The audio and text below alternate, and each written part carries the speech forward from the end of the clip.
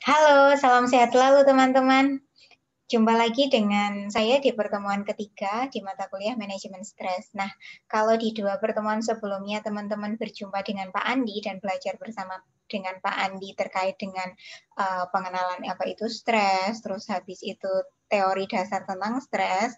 Nanti di pertemuan 3 dan 4 ini teman-teman belajar bersama saya gitu. Nah, di pertemuan ketiga dan keempat ini teman-teman akan lebih banyak belajar terkait dengan coping stres, kemudian teman-teman juga akan belajar beberapa teknik bagaimana sih memanajemen stres ini, kemudian beberapa ruang lingkup stres di pertemuan keempat gitu. Nah, di pertemuan ketiga ini teman-teman akan belajar bersama saya membahas tentang stres dan coping stres gitu. Kita langsung saja ke materinya ya.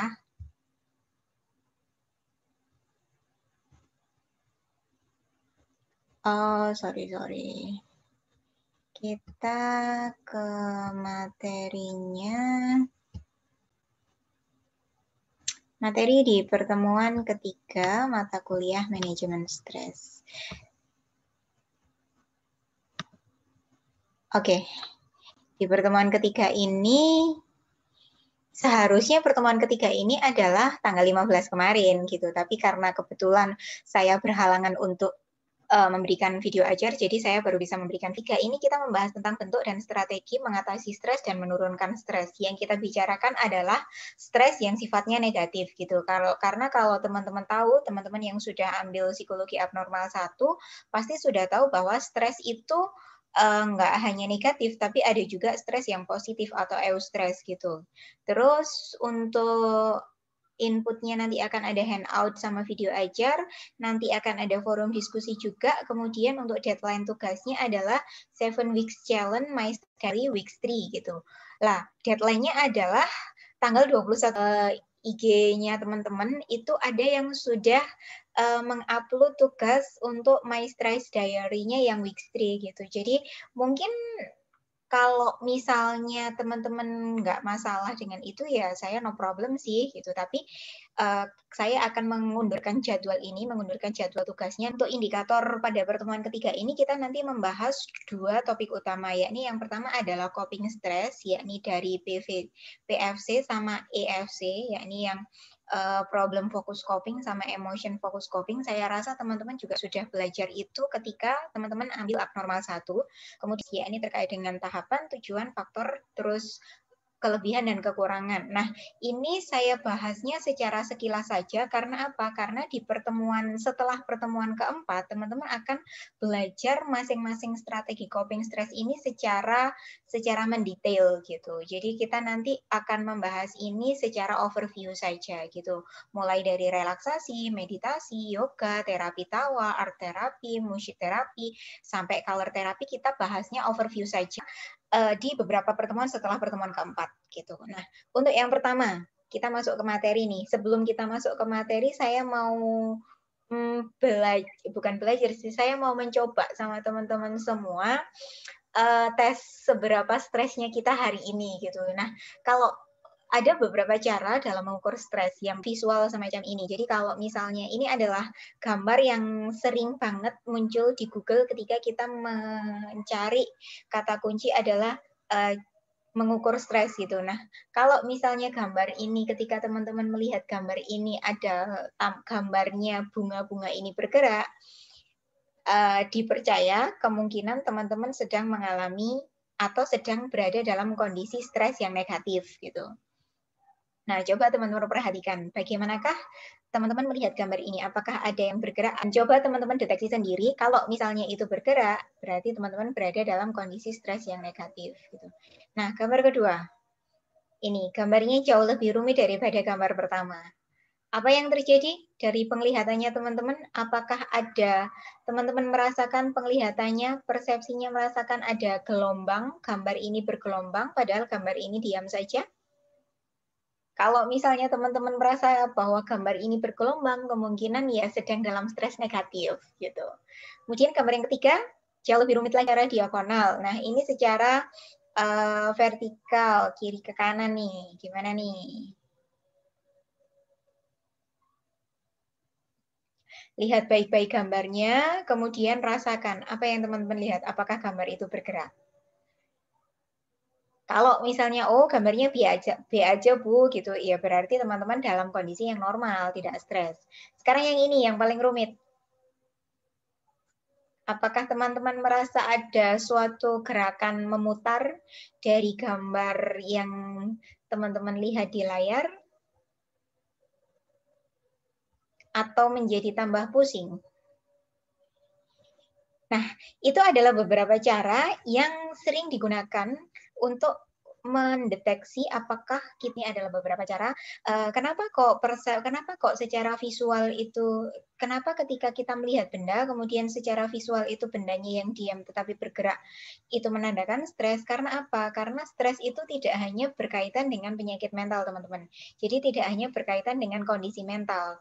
Nah, ketika seseorang mengalami stres, seseorang akan mental dari individu ini juga berpengaruh terhadap kondisi fisiknya. Nah, kondisi fisik dari stres yang paling gampang dideteksi adalah kondisi penglihatannya. Karena ketika sedang stres, kita menjadi tidak fokus, konsentrasi menjadi kurang, terus habis itu perhatian terhadap detail menjadi berkurang, itu adalah terkait dengan penglihatannya. Makanya, kenapa kok teskan stimulusnya stimulus visual gitu.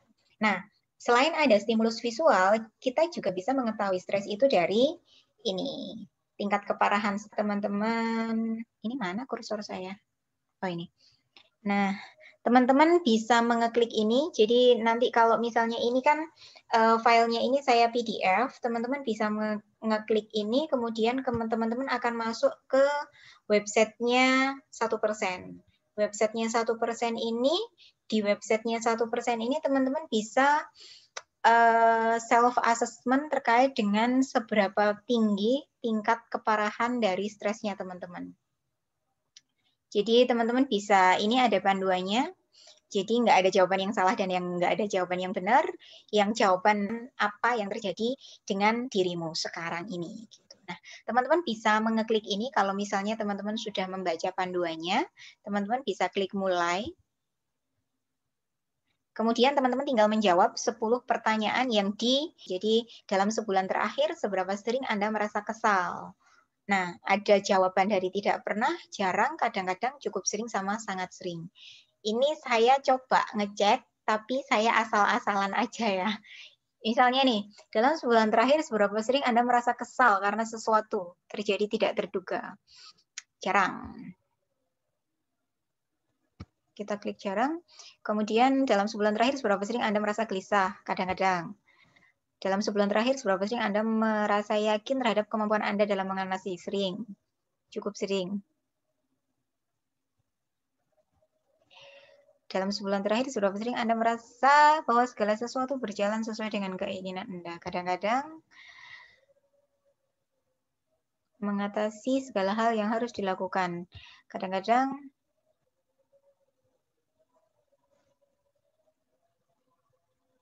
cukup sering. Nah, jadi teman-teman tinggal jawab ini aja sih, tinggal jawab sesuai dengan apa yang terjadi di dalam dirimu gitu. Nah, kalau misalnya, nah ini harus masuk lewat akun Google. Jadi teman-teman harus masuk ke salah satu tes inventory online yang bisa teman-teman pakai untuk mendeteksi apakah teman-teman sedang mengalami stres atau tidak, atau seberapa parah tingkat stresnya teman-teman. Nah, kita kembali ke materi. Oke. Kalau materi ini sih teman-teman saya rasa sudah bisa baca di psikologi abnormal. Di psikologi abnormal pertemuan 1 kita sudah membahas tentang gangguan stres yang termasuk salah satu yang mulai dari pengertiannya, teorinya gitu. Nah, ini saya hanya overview, mengulang saja, recalling memorinya teman-teman bahwa stres itu merupakan respon fisik, emosional, sama kognitif dan perilaku terhadap peristiwa yang dinilai mengancam gitu. Jadi, ketika seseorang menghadapi suatu peristiwa yang itu dianggap mengancam dan menantang kestabilan dirinya, baik secara fisik maupun mental, kemungkinan mereka stres ini menimbulkan dua macam. Respon ini itu mereka kan karena gini, ketika seseorang dihadapkan pada sesuatu yang menantang atau mengancam, misalnya mau presentasi gitu. Orang mau presentasi biasanya mereka juga oh wow, aku mau presentasi, aku mau dilihat banyak orang gitu kan. Nah, mereka ada dua efek nih, ada efek positif sama efek negatif gitu. Ketika mereka menghadapi peristiwa atau menghadapi suatu evidence yang mengancam itu gitu. Itu efek positifnya ketika kita mendapatkan stres, tapi stresnya itu menjadi motivated bagi kita gitu. Itu kita mengalaminya eustress namanya, stresnya yang positif. Tetapi ketika kita menghadapi sesuatu yang menantang, tetapi kita tidak mampu menghadapi itu, kita tidak mampu dan memiliki sumber daya untuk menghadapi peristiwa yang menantang itu, kita akan mengalaminya efek negatif. Nah, efek negatifnya adalah kita menganggap sesuatu yang menantang ini menjadi suatu sumber ancaman, sehingga tubuh kita itu memberikan respon berupa respon fisiknya adalah deg-degan, respon fisik yang lain adalah menjadi tidak fokus, kemudian respon emosionalnya adalah respon fisik selain deg-degan, terus habis itu berkeringatan, terus habis itu perutnya sakit, psikosomatis, itu respon fisik ketika kita stres biasanya, respon fisik yang normal gitu. Orang normal wajar mengalami itu. Kemudian respon emosionalnya adalah kita menjadi sentimen, kita menjadi nggak konsen, kita menjadi tidak teliti, semacam itu. Jadi itu adalah ketika kita merespon suatu ancaman dengan negatif. Karena apa? Satu, kita menganggap ancaman atau hal yang menantang ini menjadi sumber yang itu mengganggu kita dan merusak zona nyamannya kita gitu. Jadi itu tidak dianggap sebagai suatu challenge, tapi itu dianggap sebagai suatu ancaman semacam itu. Jadi ketika kita stres, ketika kita menganggap sesuatu itu responnya semacam itu. Kadang-kadang juga ada responnya menjadi sentimen.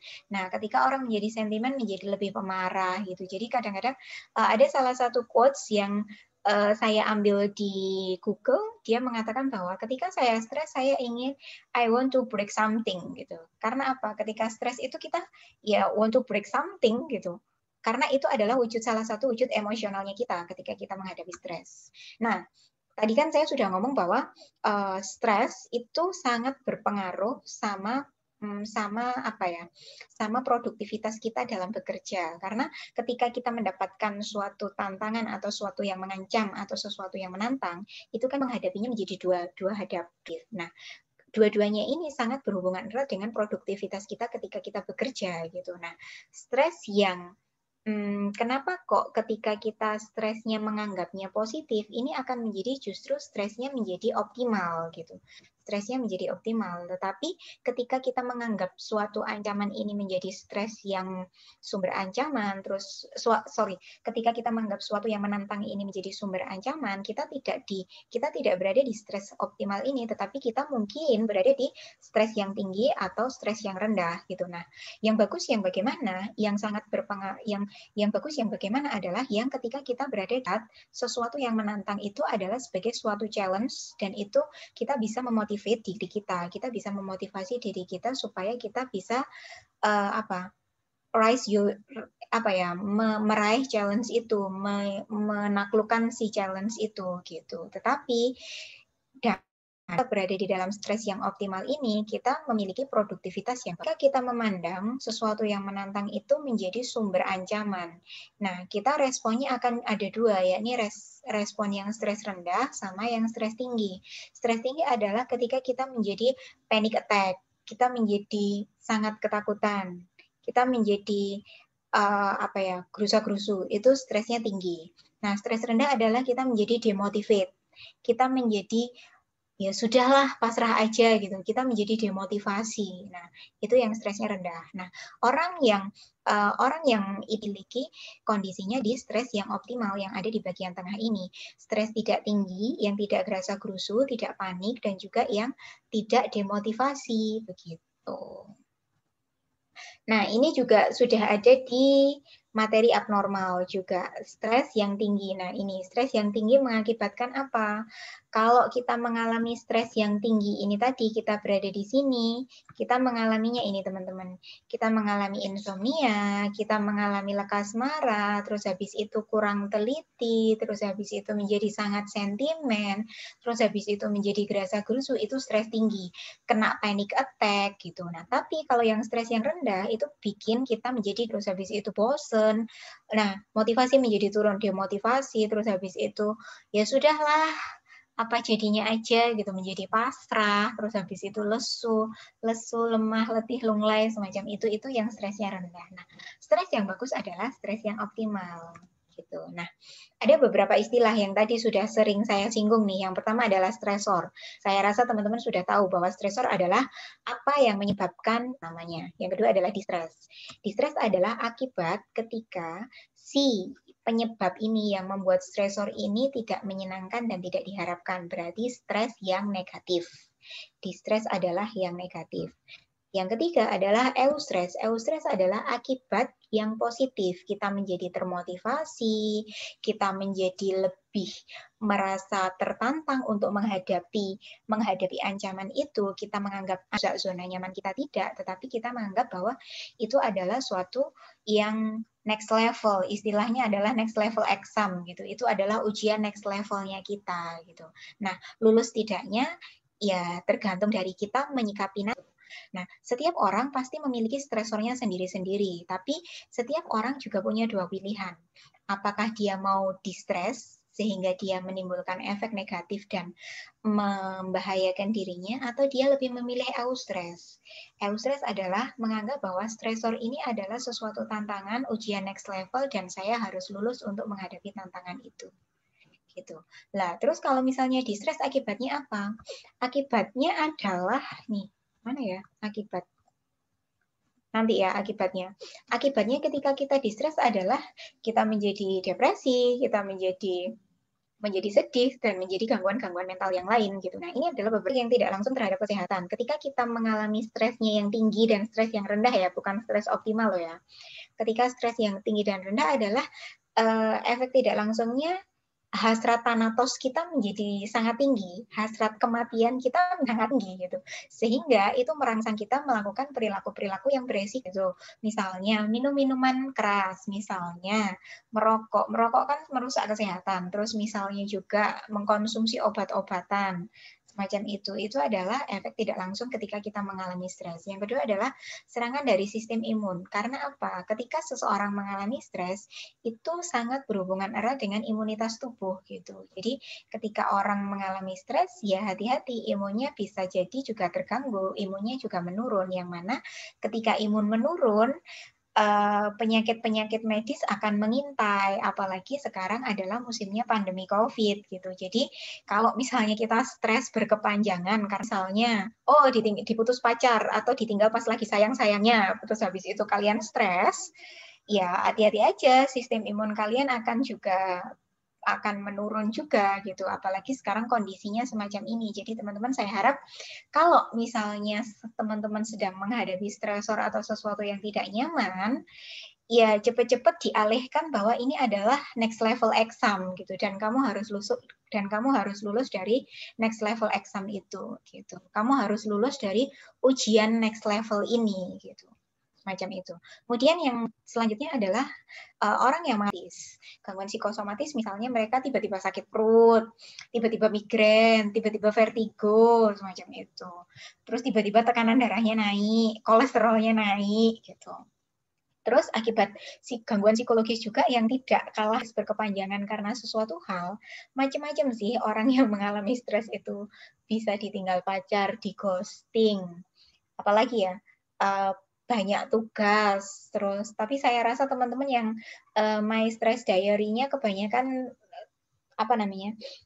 ininya tugas ya. Terus habis itu kemarin salah satunya adalah karena suara yang bising akhirnya menjadi stres semacam itu. Nah, itu menimbulkan, kalau itu berkepanjangan, bisa menimbulkan gangguan psikologis gitu. Gangguan psikologis yang mengintai adalah depresi, kesedihan berlarut-larut, jadi bisa mengalami distimia, bisa mengalami gangguan mood, bipolar, gangguan mood semacam itu, kemudian bisa kemudian meledak ya, bipolar, depresi, distimia, siklotimik semacam itu.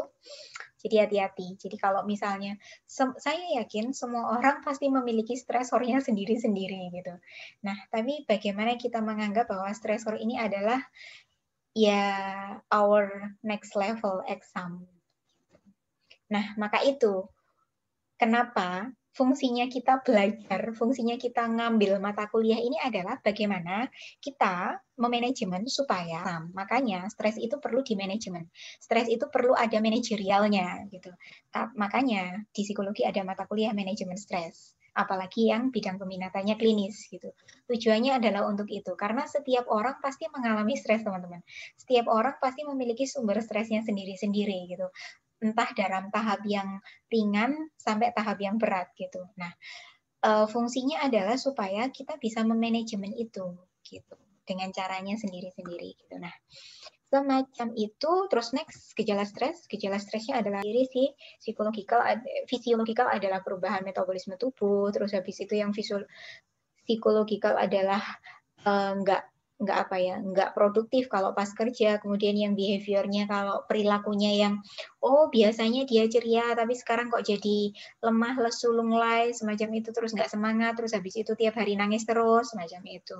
Alah, cuma ditinggal pacar aja loh semacam itu. Nah, semacam itu menjadi stres. Nah, itu menurutnya Robin. Jadi ada 3, ada physiological, psychological, sama behavior. Kemudian akibatnya stres. Ada akibat subjektif dari stres, dan teman-teman bisa baca. Akibat subjektif adalah merasa gelisah, memiliki self-esteem yang rendah, terus dari perilaku mereka menjadi emosinya meledak-ledak, kadang-kadang lesu, kadang-kadang impulsif, kadang-kadang nggak teliti, terus kognitifnya konsentrasinya kurang, nggak peka, terus habis itu sensitif, terus fisiologis menjadi denyut jantungnya naik, kalau fisik itu kolesterol naik, tekanan darah naik, semacam itu. Terus akibat keorganisasian ini berhubungan dengan pekerjaan, misalnya hubungan dengan teman menjadi tidak bagus karena dia cenderung menarik diri dari lingkungan sosialnya. Terus habis itu mereka dalam berorganisasi juga tidak bisa bekerja sama, terus kerja dalam tim kurang, semacam itu. Itu di abnormal 1 gitu. Nah, terkait dengan teori stres, saya rasa teman-teman bisa mengunjungi lagi akun YouTube yang teman-teman pelajari yang di pertemuan ketiga psikologi abnormal 1. Nah, ini kita sudah membahas tuntas terkait dengan stres gitu. Jadi teman-teman bisa menjumpai itu di YouTube psikologi abnormal 1 di pertemuan ketiga. Internetnya kok susah.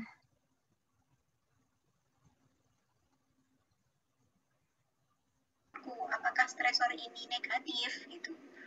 Nah, teman-teman bisa mencoba melihat itu. Jadi saya skip teorinya ya. Saya skip teorinya stres, kita langsung ke coping stress. Ini skip, ini sudah ada juga. Ini teori stres ini sudah ada. Dari General Adaptation Syndrome ini juga sudah tahu, teman-teman sudah bisa membaca ulang di materi psikologi abnormal 1 di pertemuan ketiga. Kita langsung ke coping stress. Nah, coping stress ini berkaitan dengan yang tadi saya ngomong. Setiap orang memiliki stresornya sendiri-sendiri gitu. Setiap orang memiliki stresornya sendiri-sendiri. Makanya setiap orang memiliki caranya sendiri-sendiri yang namanya cara untuk memanajemen stres. Cara yang digunakan untuk memanajemen stres itu dinamakan coping stress. Jadi coping itu asalnya ini juga sudah ada di materi psikologi abnormal 1. Teman-teman bisa berkunjung lagi ke akun YouTube tersebut. Terus habis itu di akun YouTube saya. Terus sebenarnya coping stress itu adalah wujud dari adjustment kita, dari adjust diri kita, self adjustment kita ketika kita menghadapi sesuatu yang menantang gitu. 1, kita bisa menganggap coping stress itu bisa dianggap sebagai adjustment, juga bisa dianggap sebagai solusi atau problem solving gitu. Nah, ada 2 adalah PFC, Problem Focus Coping. Yang kedua adalah EFC, Emotion Focus Coping. Nah, Problem Focus Coping adalah respon yang ditujukan untuk menangani, mengurangi, memodifikasi, dan menghilangkan sumber stres. Berarti kita base-nya adalah based on problem. Jadi, dasarnya adalah kita base-nya adalah dari problemnya. Entah itu problem atau masalahnya ini dikurangi, dimodifikasi, dihilangkan, atau dihadapi. Itu adalah PFC, Problem Focus Coping. Jadi kita menghadapi masalah itu. Menghadapinya bagaimana? Bisa dengan menanganinya, bisa dengan menguranginya, bisa dengan memodifikasinya, bisa dengan menghilangkannya sumber stres itu. Nah, terus gunakan PFC, problem masalah ini itu bisa diubah, masalah ini itu bisa dimodifikasi gitu. Jadinya kita harus punya problem solving yang rencana, kita punya strategi gitu. Contohnya adalah gini. Oh, semester ini IPK-ku kok rendah gitu. Stres kan? Semester ini IPK-ku kok rendah. Akhirnya stres. Nah, berarti masalahnya adalah masalah bisa dirubah dengan merencanakan, oh berarti semester depan saya harus lebih giat belajar, mengurangi jam Facebookan atau Instagraman atau bikin konten, terus habis itu mengubah strategi belajar, semacam itu. Itu problem focus coping. Jadi bisa dirubah. Nah, berbeda dengan EFC atau Emotion Focus Coping. Emotion Focus Coping adalah respon yang ditujukan untuk mengurangi dampak emosional dari stresor. Jadi ini digunakan kalau masalahnya nggak bisa diubah. Kalau masalahnya ini di luar kendali kita. Jadi emotion focus coping diperlukan jika masalah yang terjadi ini di luar kuasa kita.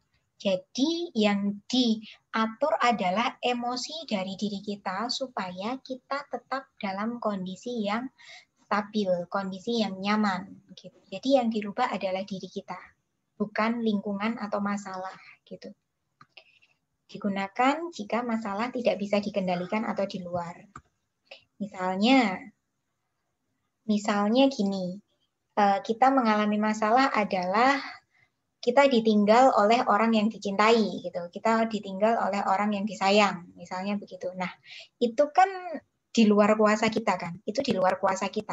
Yang itu di luar kuasa kita, maka kita lebih baik menggunakan yang emotion focus coping. Salah satu contoh emotion focus coping adalah kita bisa melakukan substitusi. Oh, kalau misalnya ditinggal orang yang disayang atau ditinggal pasangan, kita bisa mencari substitusi. Atau kita bisa mendekatkan diri kepada kepada agama. Jadi kita bisa meningkatkan sisi religiusitas kita. Terus kalau misalnya semacam itu kita bisa bukan melarikan diri sih, kita bisa menghadapi itu dengan mencari kenyamanan yang lain, dengan humor misalnya, kita bisa menonton film, atau kita bisa dengan mencari hal-hal yang lain gitu.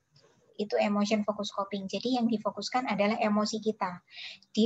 Itu dilakukan jika kita menghadapi masalah yang mana masalah itu di luar kendali kita. Kita tidak bisa mengendalikan masalah itu, berarti yang harus dikendalikan adalah emosi kita sendiri. Bisa dengan relaksasi, bisa dengan terapi, bisa dengan konseling, semacam itu. Itu lebih ke emotion focus coping. Gitu. Nah, emotion focus coping itu ada beberapa. Yang pertama adalah escape avoidance, yaitu menghindari stresor. Misalnya, misalnya ketika kita berada di luar kuasa kita, menghindari stresor berarti menghindari hal-hal yang mengingatkan kita terhadap apa yang menimbulkan stresor itu, gitu. Kemudian distancing. Nah, ternyata nggak cuma COVID aja yang perlu didiskusi, tapi ketika kita mengalami masalah yang itu berada di luar kendali kita perlu emotional distancing, teman-teman. Kita perlu emotional distancing. Jadi, kita perlu menjaga jarak, kita perlu meminimalisir interaksi kita dengan stresor itu, sehingga dampak yang ditimbulkan dari stresor itu menjadi minimal gitu.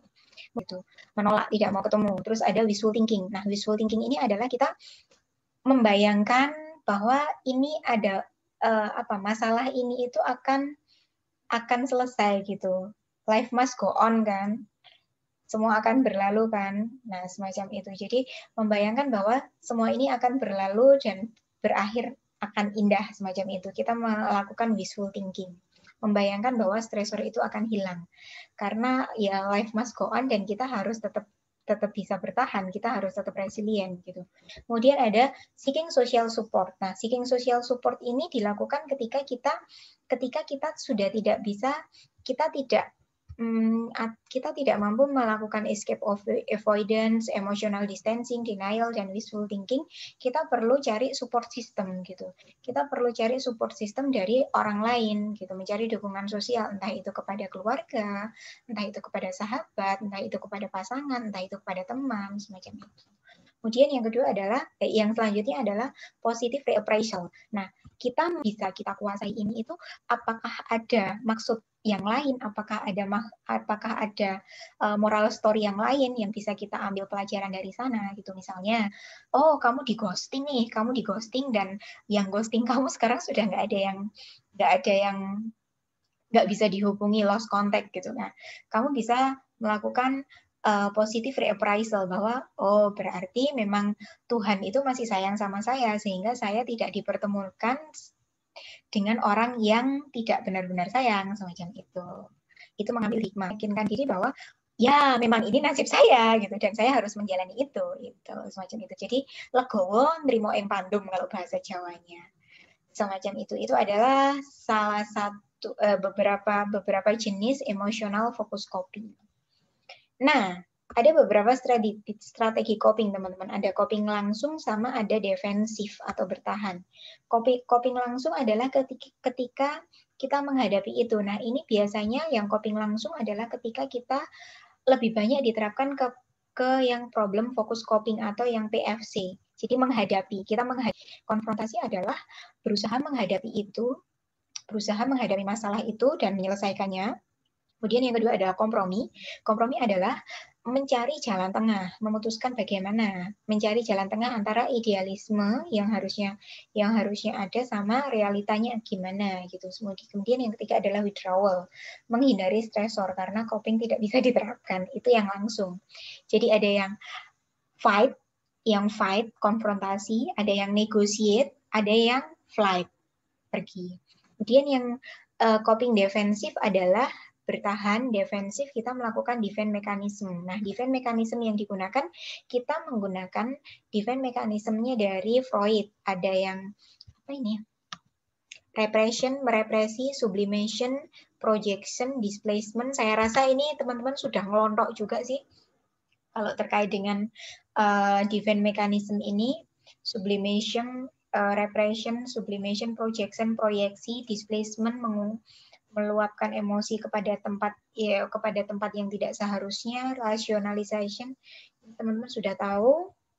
Nah, yang bagus adalah konstruktif kita memanage stres ini menjadi sesuatu yang lebih konstruktif, menjadi sesuatu yang kita bisa mengambil pelajaran dari sana. Kita bisa melakukan ini, kita bisa melakukan penalaran. Kita melakukan penalaran adalah dengan mengoptimalkan kemampuan kognitif kita. Kita menggunakan kemampuan kognitif kita bahwa dari masalah yang kita hadapi ini akan secara nalar ini kita memiliki manfaat apa aja gitu. Kemudian yang kedua kita menilai secara objektif, kita tetap konsentrasi, kita bisa menangani stres ini dengan humor dan juga kita bisa dengan supresi gitu. Nah, semacam itu satu ya. Kemudian ada beberapa penanganan lain kalau misalnya kita menghadapi stres. Yang pertama adalah olahraga. Karena apa? Karena ketika olahraga kita melepaskan hormon dopamin. Otak kita melepaskan neurotransmitter yang dilepaskan dopamin. Itu bisa menimbulkan rasa rileks dan bahagia. Serotonin juga. Kemudian kita bisa melakukan aktivitas sosial, kita bisa mengatur pola tidur, terus habis itu makan makanan yang bernutrisi, terus habis itu kita bisa piknik, terus punya manajemen waktu yang bagus, dan melatih keterampilan coping. Itu adalah beberapa penanganan lain. Nah, beberapa penanganan yang tadi, yang ini sama yang ini kan sudah kita bahas di abnormal 1. Nah, di mata kuliah ini, di mata kuliah manajemen stres ini, kita akan lebih fokus ke yang bisa kita gunakan secara pribadi atau internal, dan juga kita bisa rekomendasikan ke orang lain ketika orang lain menghadapi stres gitu. Nah, untuk pertemuan ke-4 untuk pertemuan ke-5 sampai pertemuan ke-8, nanti teman-teman akan membahas ini satu-satu gitu, mulai dari relaksasi, meditasi, yoga, semacam itu teman-teman akan membahas satu-satu. Ini ada beberapa yang tidak ada, ya. Ini ada brain gym, mindful meditation. Oh, mindful meditation sudah ada. Brain gym yang nggak ada. Nanti teman-teman belajar brain gym sama saya. Gitu. Jadi kita bahas satu-satu mulai dari relaksasi ya. Nah, relaksasi adalah sebenarnya gini, relaksasi itu kan salah satu terapi perilaku yang digunakan ketika karena rileks, tujuannya adalah berarti mengurangi ketegangan gitu, namanya relaksasi, berarti ya tujuannya adalah mengurangi ketegangan supaya apa, supaya stresnya berkurang gitu. Nah, teknik ini bisa nggak harus orang dengan certified hipnosis yang harus melakukan, tapi teman-teman bisa melakukan self relaxation. Teman-teman bisa melakukan relaksasi pribadi gitu. Ada beberapa progressive muscle relaxation. Nah, progressive muscle relaxation ini adalah kita melakukan merilekskan otot-otot yang ada di seluruh tubuh kita. Kalau misalnya otot-otot kita ketika stres kan tegang nih. Nah, kita bisa melakukan progressive muscle relaxation. Kita bisa membayangkan bahwa otot kepala mengendur, terus habis itu otot mata mengendur, terus habis itu rileks sampai ke ujung, dari ujung kepala sampai ujung kaki gitu. Kemudian, nah diaphragmatic breathing ini berkaitan dengan pernafasan gitu. Jadi orang yang melakukan relaksasi otomatis mereka juga mengatur nafas. Ini sama dengan juga yoga. Yoga itu juga pernafasan juga gitu. Kemudian tipe yang selanjutnya adalah meditate, attention focusing exercise. Jadi kita memfokuskan ke meditasi. Itu juga salah satu jenis relaksasi.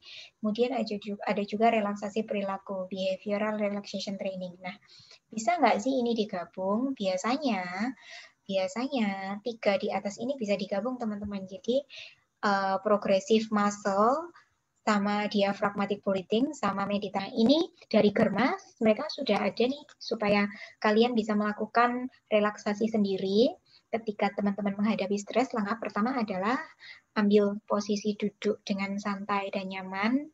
Posisi duduk dengan santai dan nyaman ini senyamannya teman-teman. Kalau misalnya teman-teman nyaman bersila, silahkan. Tapi kalau misalnya teman-teman nyamannya adalah bahasa Indonesianya sluku itu apa? Menjelucurkan kaki, ya silahkan. Jadi ambil posisi duduk yang nyaman, tapi kalau misalnya teman-teman lebih nyaman tidur, rebahan, ya silahkan. Jadi ambil posisi yang itu membuat teman-teman nyaman. Itu yang pertama. Terus habis itu setelah posisi teman-teman nyaman, pelan-pelan pejamkan mata teman-teman. Nah, terus habis itu langkah yang kedua adalah coba pun bisa merasakan otot-otot ini menjadi rileks sambil melakukan refleksi terkait apa yang sudah terjadi gitu. Apa yang sudah terjadi dan apa yang bisa disyukuri, teman-teman bisa melakukan itu gitu. Nah, ketika teman-teman memejamkan mata, terus habis itu merasakan otot-otot mulai mengendur, jangan lupa teman-teman juga atur nafas. Atur nafas, tarik nafas dari hidung pelan-pelan, kemudian keluarkan lewat mulut pelan-pelan. Tarik nafas. Nah, biasanya kalau saya sering self-relaksasinya adalah kita menarik nafasnya itu 3 hitungan melalui hidung. Jadi kita narik nafas melalui hidung sambil memejamkan mata. Jadi 3 hitungan tarik nafas, 3 detik hitungan, kemudian kita keluarkannya pelan-pelan lewat mulut sambil kita berhitung 1 sampai 7 atau 7 sampai 1. Jadi 3 hitungan nafas ditarik melalui hidung, kemudian kita lepaskan pelan-pelan.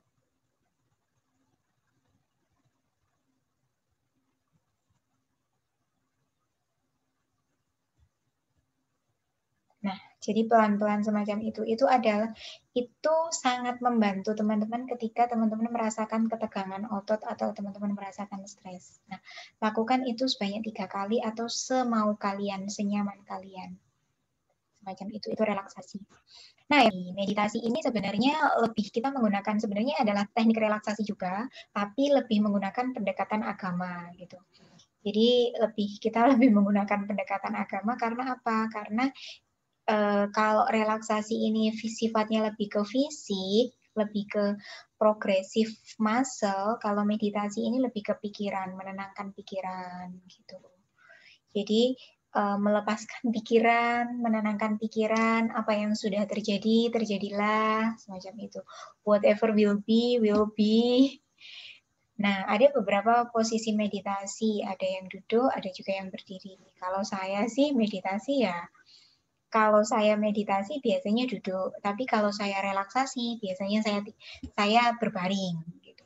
Nah, terus habis itu cara bermeditasi ya sama, hampir mirip dengan relaksasi, bisa ditambah dengan memutar musik, musik-musik instrumental, itu akan lebih memudahkan gitu. Terus habis itu yoga, sebenarnya juga menggunakan pendekatan agama juga. Kalau meditasi kan ada beberapa agama yang menggunakan pendekatan itu. Nah, yoga ini sebenarnya juga menggunakan pendekatan agama. Kalau teman-teman ingat ada cakra ya. Nah, yoga ini berkaitan dengan pelepasan cakra gitu. Jadi memang aslinya kebersatuan antara body, mind sama spirit. Jadi antara badan fisik, pikiran sama spiritual gitu. Pikiran sama spiritual bedanya apa? Jadi sama macam kayak ini sih, afeksinya kita sama konasinya kita atau kognitifnya kita gitu. Nah, ketika kita melakukan yoga, kita juga bisa melakukan meditate, kita juga bisa melakukan exercise breathing gitu. Kita bisa melakukan latihan pernafasan juga gitu. Jadi sebenarnya yoga ini adalah olahraga juga, tetapi olahraga ini bisa kita manfaatkan ketika kita mengalami stres. Jadi Anna mengatakan bahwa if you want to use yoga to heal emotion pain, you must find out where it resides in your body and learn to take your breath there. Jadi kalau misalnya kita berusaha menggunakan yoga ini untuk mengobati rasa sakit emosi kita, emosional pain kita, ya kita melakukan berusaha bernafas juga gitu, teman-teman. Terus yang kedua adalah terapi tawa. Yang selanjutnya kita terapi tawa. Nah, terapi tawa ini juga salah satu coping stress, strategi coping stress yang bisa kita terapkan. Untuk terapi tawa ini teman-teman bisa berkunjung di YouTube-nya IMS Jagalinet Media. Kalau misalnya saya teman-teman putar sendiri ya, teman-teman klik sendiri, teman-teman putar sendiri, teman-teman kunjungi IMS Terapi Tawa bersama Klub Tawa Ceria Sehat gitu. Kenapa kok terapi tawa? Karena ketika kita tertawa, tubuh kita mengeluarkan hormon oksitosin, hormon kebahagiaan gitu, yang mana hormon kebahagiaan itu bisa menurunkan tingkat stresnya kita gitu. Itu dari terapi tawa. Terapi ini melibatkan kreativitas kita, Jadi terapi seni itu lebih ke seni rupa sih. Kalau terapi seni ini lebih ke seni rupa. Seni rupa itu tidak hanya melukis dan menggambar, tapi juga memahat, bikin kolase, bikin doodle terapi. Itu juga salah satu art terapi. Jadi teman-teman yang toko buku, di beberapa toko buku besar kan ada yang mereka mewarnai gitu ya. Nah, itu adalah salah satu jenis art therapy. Jadi, kenapa kok art therapy bisa digunakan sebagai strategi coping stress? Karena ketika kita melakukan aktivitas seni itu, entah itu menggambar, melukis, mewarnai, membatik, itu kita sedang mengekspresikan apa yang ada di dalam diri, apa emosi yang ada di diri. Menggambar itu kita bisa menjadi sarana katarsis emosi dan juga bisa menjadi sarana ekspresi diri. Sehingga para terapis art terapi ini bisa menyimbolkan, bisa menginterpretasikan apa yang digambar oleh si klien gitu. Nah, teman-teman juga bisa melihat overview atau manfaat dari art terapi ini di YouTube-nya siapa ini? Di YouTube-nya Manfaat Art Terapi bagi Kesehatan. Melihat manfaatnya art terapi itu gitu. Nah, kemudian yang selanjutnya adalah musik terapi. Nah, kalau tadi beberapa sumbernya itu dari YouTube, saya dapat jurnal nih. Teman-teman bisa ke jurnalnya MDPI Medicine, jurnalnya Medicine, bahwa musik terapi ini bisa digunakan sebagai intervensi ketika kita musik terapi ini kan ada beberapa sih, ada musik medicine, ada musik terapi, sama other music based intervention gitu. Nah, itu teman-teman bisa baca jurnalnya ini, jurnalnya siapa ini? Thomas-nya. Jurnalnya Thomas, Monique sama Eva. Jadi musik terapi and other music based intervention in pediatric healthcare. Jadi ini sebuah overview dari suatu intervensi musik. Nah, kemudian yang terakhir adalah color therapy. Nah, berbeda dengan art therapy, kalau color therapy ini lebih ke ergonomi ruangan, warna yang digunakan dari ruangan, baju warna yang dipilih. Nah, semacam itu. Kalau art therapy lebih ke seni, kalau color therapy ini lebih ke apa yang kita kenakan, apa yang kita lihat, ergonomi ruangan kita, semacam itu. Gitu. Nah, masing-masing warna itu mewakili masing-masing sifat gitu. Jadi masing-masing warna mewakili masing-masing sifat. Jadi kalau misalnya, nah nih lesson-nya ini, kalau misalnya ini kan basicnya, warna itu kan ada beberapa, ada warna hangat, warna panas, sama warna dingin ya teman-teman. Jadi ada warna panas sama warna dingin gitu. Nah, warna netral adalah hijau. Warna netral itu hijau. Nah, warna panas adalah yang kuning ke atas, kuning, orange, merah itu adalah warna-warna panas.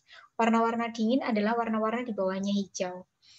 Warna-warna di bawahnya hijau adalah biru laut, biru gelap itu biru apa? Biru pekat. Terus habis itu sama violet, ungu gitu. Jadi ada warna itu kayak gitu, dan masing-masing warna itu mewakili masing-masing sifat gitu. Nah, teman-teman bisa memperhatikan ini, bisa memperhatikan kalau misalnya kita ingin menstimulus, kita ingin menjadi terlihat atau tampak menjadi memiliki power, kita gunakan warna yellow, kita gunakan warna kuning gitu. Tapi kalau misalnya teman-teman ingin terlihat komunikatif, kreatif, kita bisa memanfaatkan warna biru. Terus habis itu warna hijau mewakili unconditional love, non-attachment, balance, sama security.